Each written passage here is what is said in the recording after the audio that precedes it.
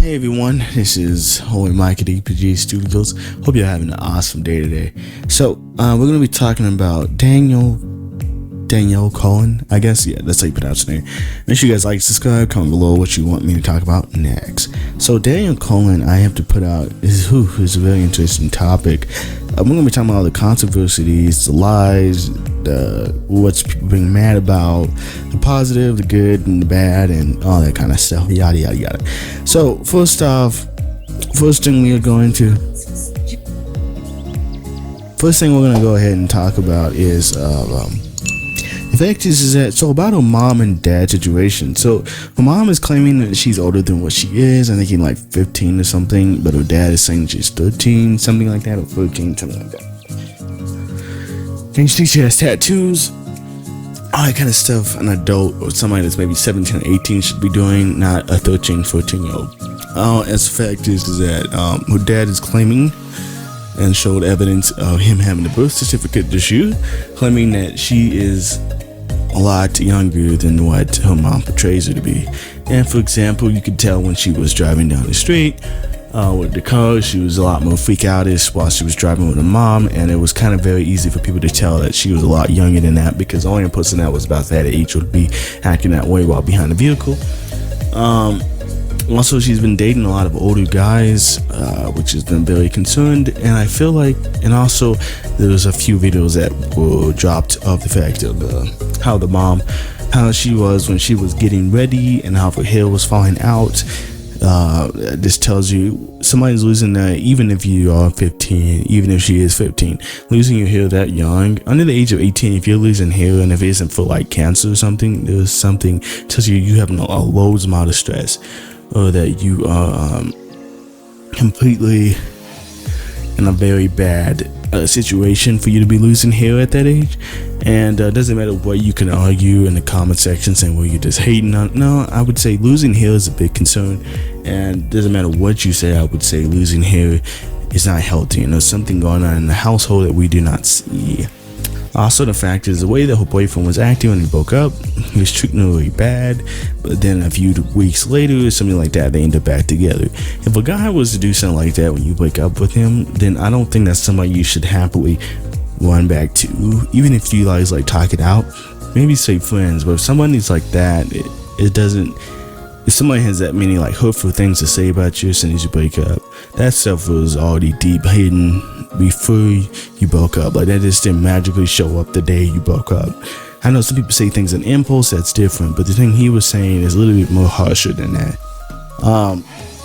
So that's kind of my thing. So I just showed you kind of that she is younger for her to go run back to that person. I mean, she doesn't have the knowledge of understanding relationships and valuing relationships, and by her just running right back to that guy kind of just points to the fact of she doesn't completely understand the value of relationships. Then I know different bigger YouTubers like Diesel Patches and Optimus and a few other YouTubers have talked about this topic, but I just want to personally talk about my take on it. So I've been awfully quiet about my take on this because I have fans of hers on the channel, and I like to give people a very fair evaluation before I will make a video about them. We'll talk about them, whatever.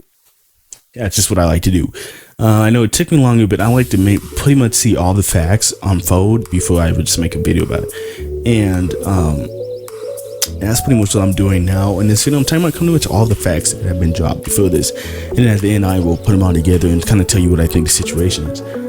So anyway, all you can kind of see is she's very confident in herself in pretty much all photos and TikTok she does. She's very open about how she looks. She's very showy, that kind of perspective. Also, she started doing music, did not go too well. The Christmas track she did not sound good at all. It completely flopped. People were not happy the way she sounded, but there's some things I think she saw me trying to copy, like Dixie D'Amelio and that kind of things. There's some things you just need to stay away from. By just singing. Not everyone can be a singer, and I think that she tried it. It's good to try different things. You try and fail, you fail and try until you find something positive. singing is just not a thing for her. But that's not a negative. It's just honestly saying opinion. I think that she should move to something else. Also, for the fact of sponsors, the way she handles her sponsors is very weird. What I mean by that is, like in a video, she just puts a can of whatever the name of that soda company is, and then just puts them in the front of her video, and then just leaves it there. Or sometimes she might take a sip. But like, what kind of, I know a lot of, I'm not just playing her out, a lot of people in a position does stuff like that, and it pisses me off because it just shows them that the value of like, that they don't care that much. Like, they know that the company is going to use them anyway, so they're like, we'll just show them however I feel like it in my video. Like, I'm not, because if you watch YouTube sponsors, YouTubers are grateful for the sponsors, so like they're gonna put all this time in the sponsors, and they're gonna even maybe even do like a fake little like advertisement ad or whatever. It's a joke to get people into it. They just put the bottle, the can, whatever in front of them, and then they just call that, and they get paid. And people are like, well, get that bag. But you have to understand, there's a lot of people that work a lot, and it takes them forever to get the sponsor. And then when they do get a sponsor, they're not gonna just like, you know, how many YouTubers will probably happily want to do that by just putting a bottle in front of their video and don't have to say a single thing about it. That would be unbelievable. And then the fans will probably call them ingenuine and that kind of stuff. So as YouTubers, they're very much grateful for the sponsors. And I know that word is a little bit different from YouTube side of things. So my perspective is coming from a YouTuber, not really a perspective coming from a TikTok and that kind of things. Also, I feel like all the eggs are in one basket. For example, if TikTok was to end today, or let's say even Joe Biden said that he is going to be pushing for Chinese companies to have more lockdown and like them spying on people in American country. He's going to continue that like Donald Trump was doing. So that being said, the fact is, if you have all your eggs in one basket on a Chinese ran app, I don't know what a business proposal that is. Maybe I know her mom has been running that kind of stuff, but it's a small business person you want to integrate in other things, like maybe YouTube. I know she has a YouTube channel, I believe, but it's not as booming as well, it's booming. I mean, like it got people, but I mean, like, it's not booming as like far as TikTok is booming. And I feel like a lot of people need to like expand. Like for me, I have multiple different things all over the place for this channel, social media. I also have on YouTube. YouTube is the biggest platform, but I also have eggs in other baskets just in case something was to happen to YouTube. And I'm gonna be expanding that even more next month, putting videos in different locations.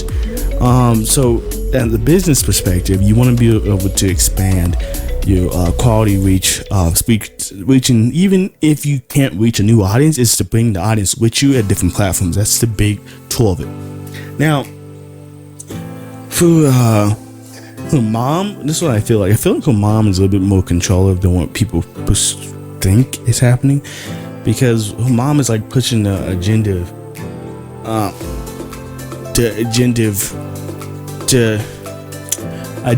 to like just milk the cow as much as possible to make as much money off of it as possible.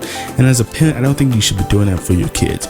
Your goal for your kids is for them to be successful, not how much can I milk them until I can make millions of dollars from them until they're dry. That's not really how I think a parent should be, but that's kind of your own personal opinion you can have there. Make sure you guys like and subscribe, guys. Let me know what you guys think of the situation, and catch y'all later.